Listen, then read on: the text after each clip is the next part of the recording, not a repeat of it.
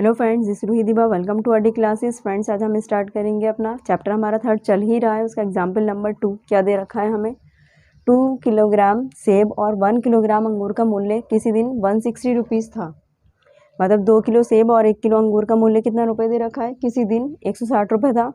एक महीने बाद 4 किलोग्राम सेब और 2 किलोग्राम अंगूर का मूल्य 300 रुपये हो जाता है। इस स्थिति को बीजगणितीय तथा ज्यामितीय रूपों में व्यक्त कीजिए। बीजगणितीय रूप का मतलब है जो लैंग्वेज हमें दे रखी है, हमने उसे क्या बनाना है, उसी की समीकरण बनानी है। समीकरण बनाते ही हमारा बीजगणितीय रूप हो जाएगा। और दूसरा रूप क्या है, ज्यामितीय रूपों में व्यक्त कीजिए, मतलब हमें ग्राफ बनाना है। तो ग्राफ को हम ज्यामितीय रूप भी कहते हैं। पहली विधि चल रही है हमारी ग्राफी विधि। तो यहाँ पर एग्जैक्ट सेब का रेट क्या है वो नहीं पता है, और क्या है अंगूर का रेट क्या है वो नहीं पता है। तो हम क्या करेंगे, यहाँ पर अंगूर और सेब का रेट अलग अलग मान लेंगे। माना 1 किलोग्राम सेब का मूल्य कितना दे रखा है, ₹X। माना 1 किलोग्राम अंगूर का मूल्य कितना दे रखा है, ₹Y। हमने दे नहीं रखा है बल्कि हमने अपने पास से मान लिया है। अब क्या है, 2 किलोग्राम सेब, तो हम 2 की मल्टीप्लाई किससे कर देंगे, x से कर देंगे। समीकरण बनानी है हमें, तो 2x। और 1 किलोग्राम अंगूर, तो 1 की मल्टीप्लाई y से करेंगे तो कितना हो जाएगा, 2x प्लस y। कितने रुपए था किसी दिन, 160 रुपीज़, 160 रुपये। दूसरी पर आ जाए तो यहाँ पर क्या करेंगे हम, पहले तो इसे सही करते हैं। y इज इक्वस टू 160 अपनी जगह पर रहेगा, 2x उधर जाएगा तो माइनस का 2x हो जाएगा। यह हो गई हमारी समीकरण नंबर 1।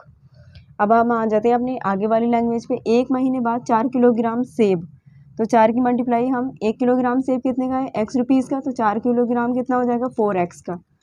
4 किलोग्राम सेब तो 4x, और 2 किलोग्राम अंगूर प्लस का 2 की मल्टीप्लाई हम किससे कर देंगे, अंगूर का मूल्य कितना y है 1 किलोग्राम का, तो 2 किलोग्राम का कितना हो गया, 2y। किसी दिन इसका मूल्य कितना था, 300 रुपये। तो यहाँ पर देखिए, अगर कॉमन लेना चाहें हम तो 2 कॉमन आ रहा है, तो अंदर क्या बचेगा, 2x plus y is equals to 300। 2 से 30 कट जाएगा 15 टाइम, और ये वाला 0 एज इट इज़। तो हमारी समीकरण क्या बन गई, 2x plus y is equals to 150। ये हो गई हमारी क्वेश्चन नंबर 2। समीकरण नंबर 2 हो गई। अब क्या करेंगे हम, समीकरण नंबर 1 से समीकरण 1 उतारेंगे, और इसमें क्या करेंगे, 1 1 कर x y की वैल्यू पुट करेंगे।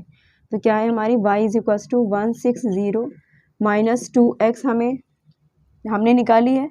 क्या करेंगे, y इज इक्वल्स टू 0 रखेंगे पहले। जैसे हमने y इज इक्वल्स टू 0 रखा तो हमें क्या मिलेगा, 0 इज इक्वल्स टू 160 माइनस का 2x, x की वैल्यू हमने निकालनी है यहाँ से। तो यहाँ से क्या हो जाएगा, 2x इधर निगेटिव इधर आकर पॉजिटिव हो जाएगा। Then minus 2x is equals to 160, इधर माइनस का है सॉरी, इधर आकर प्लस हो जाएगा।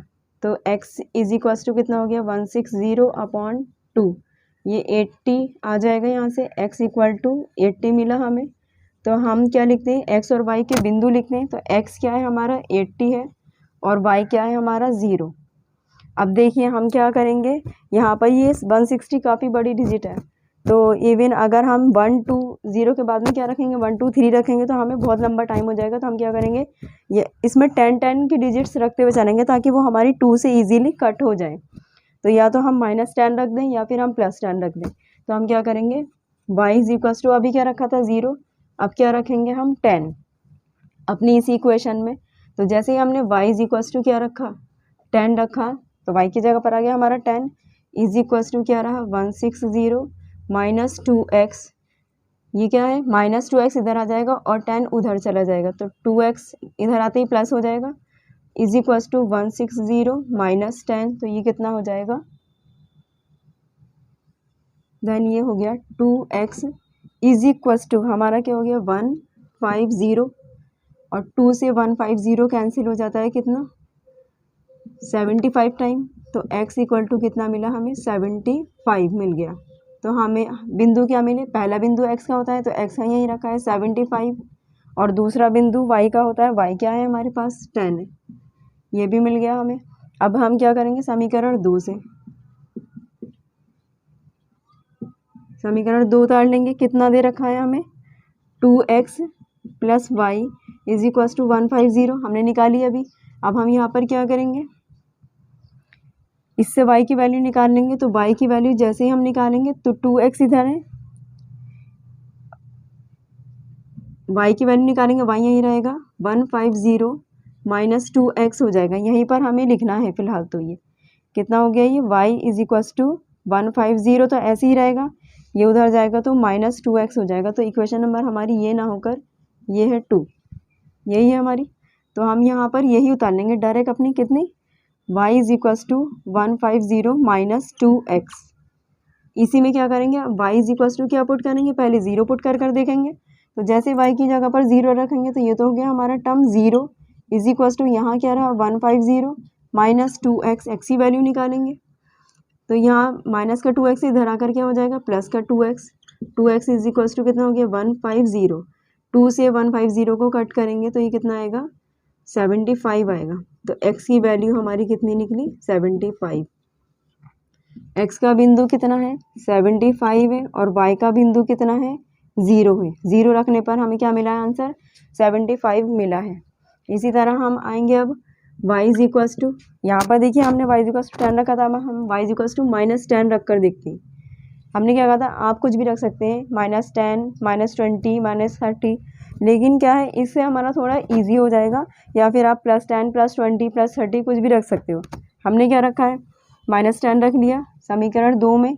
तो -10 जैसे ही हम रखेंगे -10 हो गया, इज इक्वल टू यहाँ से क्या रहा 150 माइनस का 2x हमें दे ही रखा है। क्या करेंगे 2x माइनस का इधर आकर प्लस हो जाएगा, 2x इज इक्वल टू यहाँ पर क्या है 150, ये इधर निगेटिव है उधर जाकर क्या हो जाएगा प्लस हो जाएगा 10। तो ये कितना हो गया 2x is equal to 150 plus 10 160, और 2 से 160 80 टाइम इजीली कैंसिल हो जाता है। तो x इक्वल टू कितना रहा हमारा 80। तो बिंदु हमें क्या मिल गए, x का कितना मिला है 80 और y का कितना मिला है -10। हमें पॉइंट्स मिल गए, कितने पॉइंट्स मिले, एक तो ये रहा हमारा पॉइंट्स पहला, दूसरा ये रहा, तीसरा ये रहा और चौथा हमारा ये रहा। अगर आप ध्यान से देखें यहाँ पर तो हमारा जो ग्राफ बनाएंगे हम उसमें 10-10 का गैप आएगा, कितने का 10-10 का, क्योंकि हमारी 80 तो काफ़ी बड़ी डिजिट हो गई। अगर हम 1 2 3 लेकर चलते हैं ग्राफ की लाइन में तो ऐसे तो बहुत लेट हो जाएगा, इवन कहाँ तक हम इसे ड्रॉ करेंगे ड्रॉ भी नहीं हो पाएगा। तो इसलिए जो गैप हम लेंगे वो 10-10 का लेंगे। ये हमारा कंप्लीट हुआ। अब हम इधर ग्राफ बनाएंगे अपना। ग्राफ बनाने के लिए हमेशा x और y एक्सिस ड्रॉ करते हैं। तो ये रही हमारी y और ये रही हमारी x एक्सिस, ये रही हमारी y एक्सिस। कितना बीच में हमेशा क्या होता है हमारा 0, कितना है मैक्सिमम पॉइंट हमारा क्या है 80 है, तो चारों तरफ 80 बना लेंगे।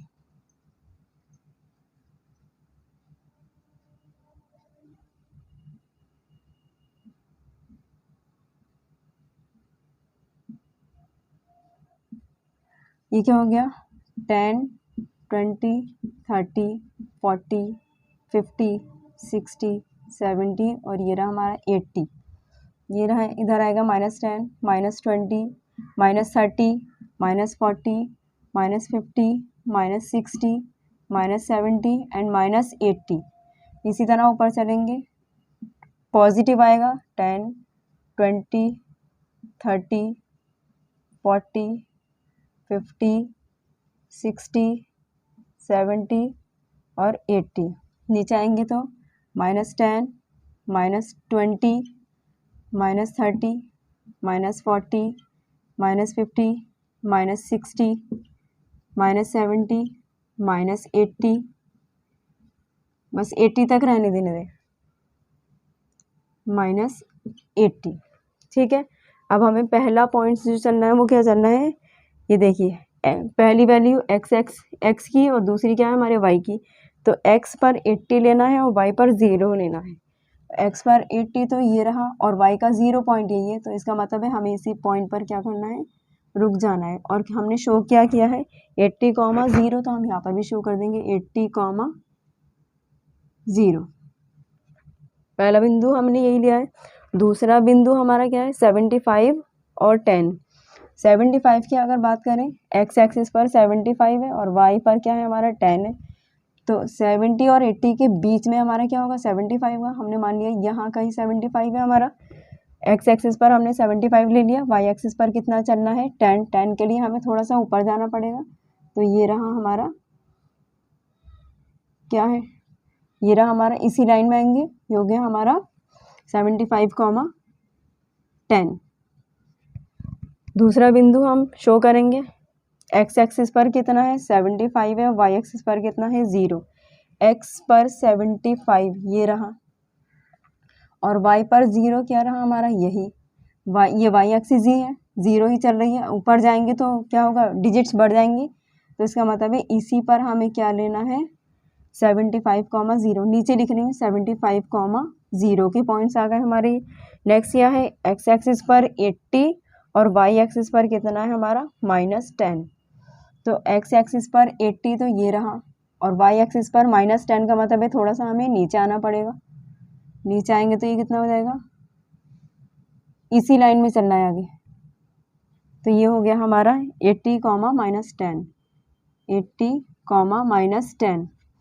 तो अब हम क्या करेंगे, इन पॉइंट्स को मिला लेंगे। मिलाने के लिए क्या करेंगे, आपके पास स्केल होगा, आप इजीली से मिला पाओगे। तो इधर देखिए ध्यान से, इन दोनों पॉइंट्स को मिला देंगे, ये मिल गए। और ये जो है इन दोनों पॉइंट्स को मिला देंगे। लाइन स्ट्रेट नहीं आई है, स्केल से ड्रॉ करेंगे तो बिल्कुल स्ट्रेट आएगी। ये देखिए आपस में क्या है, पैरेलल लाइन चल रही है। क्या चल रही है, ये किसी एक बिंदु पर इस तरीके से क्रॉस नहीं कर रही है। तो इसका मतलब है पैरेलल चलने का मतलब है अगर मिल जाती हैं तो समीकरण का हल है। अगर ये कहीं एक जगह दो लाइनें एक दूसरे को इस तरीके से काट देती तो ये काटने वाला बिंदु हमारा क्या होता, एक समीकरण का हल होता। तो ग्राफ में हमें क्या नहीं मिला है, स्ट्रेट जा रही है। तो ये आप आगे मिलाइए या पीछे मिलाइए, ऊपर मिलाइए या नीचे मिलाइए। तो क्या है, ये लाइन्स जो है पैरेलल ही चलती रहेंगी, मतलब सीधी चलती रहेंगी, एक दूसरे को कहीं पर भी काटेंगी नहीं। तो हम क्या लिखेंगे, ग्राफ में कोई उभयनिष्ठ बिंदु नहीं है।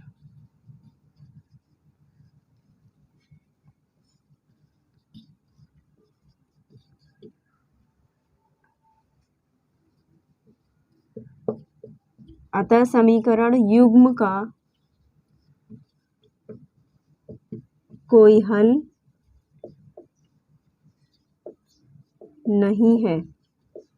अगर ये किसी एक बिंदु पर मिल जाते, काट जाते तो इसका हल होता, और अगर ये सीधी रेखाओं में चल रही है तो इसका कोई हल नहीं है। फ्रेंड्स, वीडियो आपको पसंद आया तो प्लीज़ लाइक शेयर सब्सक्राइब कर दीजिएगा। और अगर आपको कोई भी डाउट या प्रॉब्लम हो तो आप हमें कमेंट बॉक्स में कमेंट कर सकते हैं। मिलते हैं नेक्स्ट वीडियो में नेक्स्ट क्वेश्चन के साथ। Thank you so much for watching video.